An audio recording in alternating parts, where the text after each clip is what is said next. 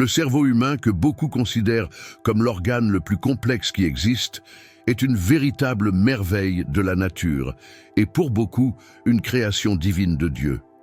Ce réseau de neurones et de synapses n'est pas seulement un processeur qui fonctionne de manière autonome. Il change et s'adapte constamment tout au long de notre vie.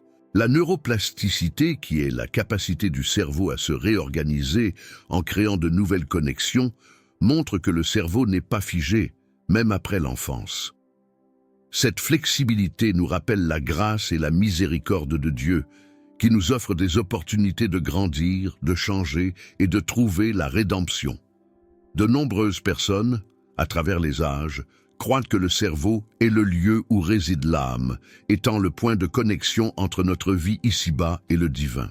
Comme il est dit dans Romains 12, 2, « Ne vous conformez pas aux standards de ce monde, mais soyez transformés par le renouvellement de votre esprit.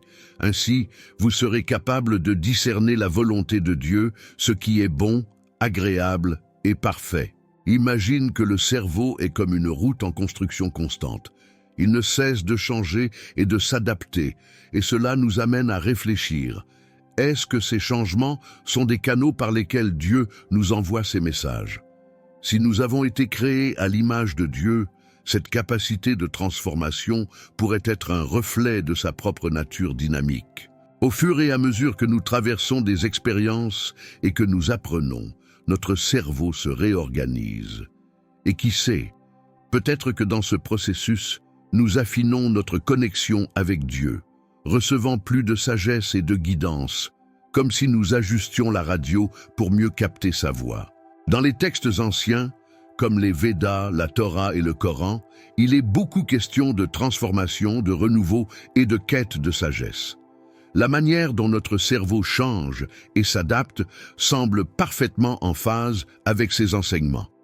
Si le cerveau peut créer de nouvelles voies, apprendre de ce que nous vivons et même guérir des traumatismes, il est logique de penser qu'il peut aussi être le moyen par lequel nous comprenons les messages de Dieu. Tout comme une radio doit être réglée pour capter la bonne fréquence, notre esprit, avec l'aide de la neuroplasticité, peut être le récepteur idéal pour ces communications divines. Et voici quelque chose d'intéressant. Nos choix et l'environnement dans lequel nous vivons façonnent aussi notre cerveau. Spirituellement, nous sommes encouragés à chercher de bonnes compagnies et à éviter les mauvaises influences. Et le cerveau réagit de la même manière, s'épanouissant ou s'affaiblissant en fonction de l'environnement et des décisions que nous prenons. Lorsque nous choisissons le chemin de la sagesse, de la patience et de l'amour, nous nous rapprochons de Dieu. Neuroscientifiquement, ces choix positifs aident à modeler encore davantage le cerveau, ce qui renforce l'idée que notre parcours spirituel est profondément lié à notre développement mental. Ainsi, en nourrissant notre esprit avec des choix conscients, la connexion avec Dieu peut devenir plus claire, apportant des perceptions, des intuitions et un profond sens de l'objectif. Les mots et les émotions ont un pouvoir incroyable. Tout au long de l'histoire, les mots ont été capables de créer des mondes, d'élever et d'abattre des civilisations et de façonner le destin de chaque personne. Ils sont directement liés aux émotions et peuvent guérir ou blesser, élever ou abaisser, rapprocher ou éloigner les gens. Ce pouvoir n'est pas seulement présent dans les relations humaines, mais aussi dans le domaine spirituel. Les mots jouent un rôle essentiel dans notre connexion avec le divin. Comme il est écrit dans Jean 1, 1, « Au commencement était la parole, et la parole était avec Dieu, et la parole était Dieu. » Dans de nombreuses religions, ce lien sacré entre les mots et Dieu est clair, montrant comment ce que nous disons ou omettons de dire peut avoir un impact profond. Les émotions que nous plaçons dans les mots que nous prononçons façonnent même les voies de notre cerveau. Lorsque nous parlons avec amour et bienveillance, nous pouvons ouvrir des portes de lumière, permettant à nos cœurs et à nos esprits de se connecter avec le divin. Mais si nous utilisons des mots empreints de colère ou de méchanceté, notre perception peut devenir trouble et notre croissance spirituelle bloquée. C'est pourquoi la manière dont nous choisissons nos mots, tant envers les autres qu'envers nous-mêmes, est fondamentale. Des paroles remplies de positivité et de grâce peuvent nous aider à avoir une connexion plus profonde avec Dieu, en vibrant en harmonie avec l'amour, la compassion et la compréhension. Et cette connexion ne réside pas seulement dans les mots que nous prononçons.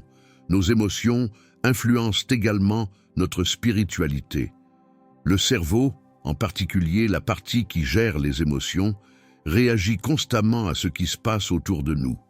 Les émotions, qu'elles soient passagères ou durables, affectent directement notre capacité à ressentir la présence divine.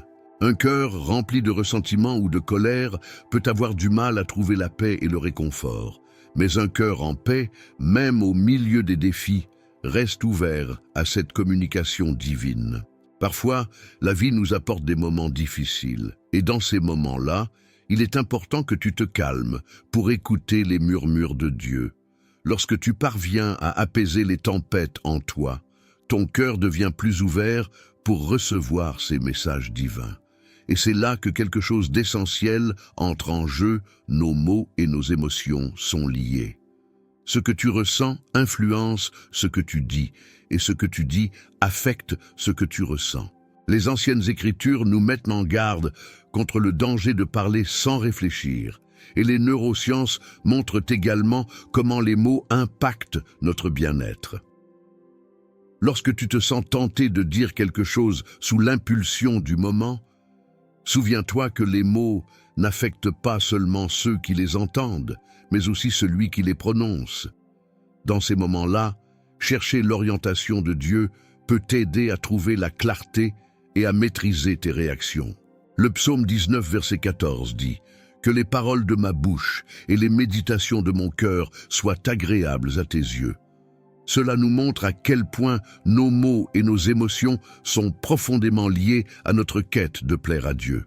Ainsi, en contrôlant tes paroles et en apaisant tes émotions, tu te rapproches d'une vie plus en accord avec la volonté divine.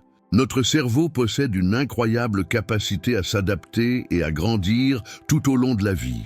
Et cela montre à quel point nous sommes faits pour évoluer.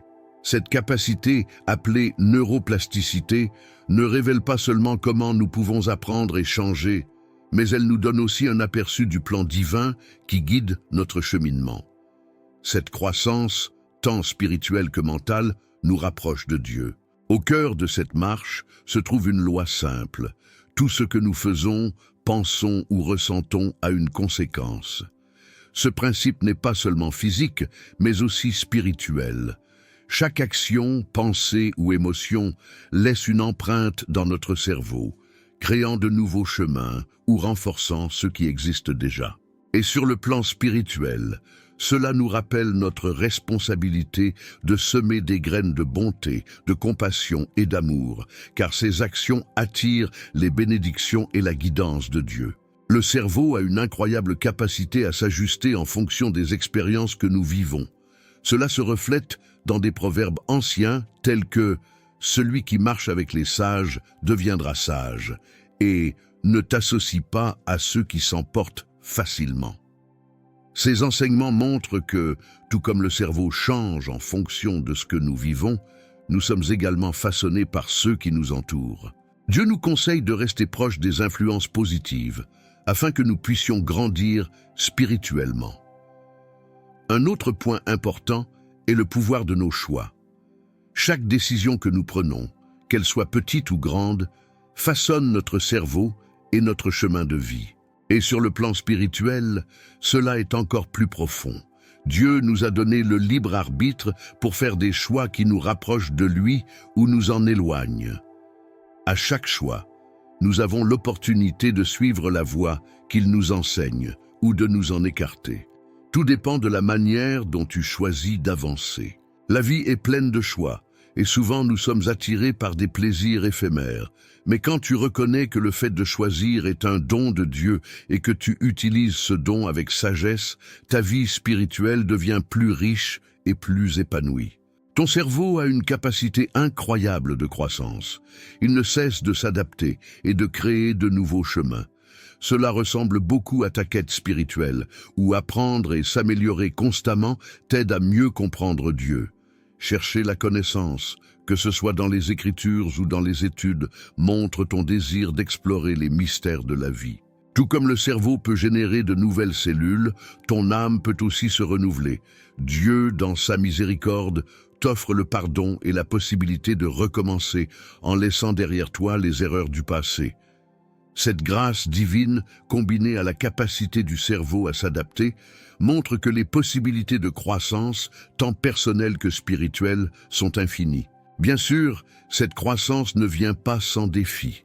Le cerveau, tout comme l'âme, peut être influencé par des facteurs externes.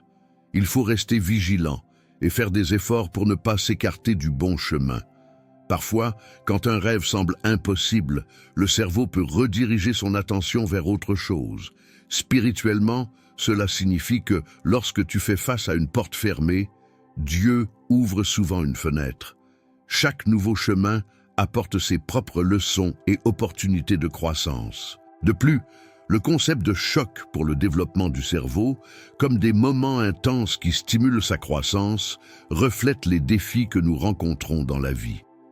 Tout comme le jeûne, l'entraînement physique ou les changements brusques renforcent le cerveau, les difficultés permises par Dieu nous aident à grandir en foi, en résilience et en caractère. Les lois de cause à effet, d'adaptation, de choix et de déviation montrent que le cerveau et ta vie spirituelle sont étroitement liés. Le cerveau, avec son incroyable capacité d'adaptation, est une preuve du plan magnifique de Dieu. Et les lois divines nous guident vers la croissance spirituelle, t'aidant à atteindre de nouveaux sommets dans ton cheminement de foi. Dans l'immensité de l'univers de l'esprit humain, l'idée que Dieu puisse communiquer avec toi est aussi profonde que réelle. Lorsque tu commences à comprendre comment le cerveau fonctionne, comment il s'adapte et comment les mots et les émotions façonnent nos pensées et nos sentiments, tu réalises qu'il existe bel et bien un chemin pour saisir ces messages divins. Ce n'est pas hors de portée, mais une expérience accessible lorsque tu es ouvert à cela. Le cerveau est une merveille, en perpétuelle transformation. Il s'ajuste, apprend et crée de nouvelles connexions à partir de tes expériences, ce qui reflète, d'une certaine manière, la capacité de croissance que nous avons également sur le plan spirituel. Nos perceptions spirituelles, celles qui surgissent lorsque nous prenons le temps de réfléchir ou lorsque nous sentons qu'il se passe quelque chose de plus grand, s'entrelacent avec le fonctionnement du cerveau, créant une image complète de qui nous sommes. En ce sens, la science et la foi ne marchent pas séparément. Elles avancent ensemble, comme faisant partie d'une même danse, chacune enrichissant l'autre et nous aidant à mieux comprendre le monde et nous-mêmes.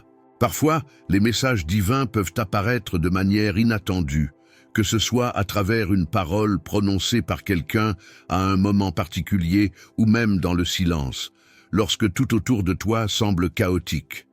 Peut-être que Dieu te parle en permanence, mais le défi consiste à ajuster ton esprit et ton cœur pour l'entendre. Et cela ne signifie pas seulement écouter avec les oreilles, mais aussi avec l'âme. Lorsque tu réussis à accorder cette harmonie, le monde commence à avoir plus de sens. Les réponses que tu cherches tant, les signes que tu attends, peuvent déjà être là, attendant seulement que tu sois prêt à les recevoir. Ainsi, c'est comme si chaque expérience, chaque mot que tu entends ou dis, façonnait non seulement ton cerveau, mais aussi ta connexion avec quelque chose de plus grand. Plus tu te connectes à ce qui est positif, avec des paroles d'amour, de compassion, de bonté, plus tu t'ouvres à cette résonance divine. Le cerveau, tout comme le cœur, se transforme avec ses choix, et en faisant ces changements, ta relation avec Dieu peut devenir plus claire, plus proche, et tu peux ressentir cette présence divine dans les petites choses du quotidien. C'est pourquoi il ne faut jamais sous-estimer le pouvoir des mots et des émotions. Ils ne façonnent pas seulement ton esprit, mais ils ont aussi le pouvoir d'ouvrir des portes vers une vie plus spirituelle, pleine de sens. Le secret réside dans l'harmonisation de ton esprit et de ton âme, pour être prêt à entendre ce que Dieu a à te dire.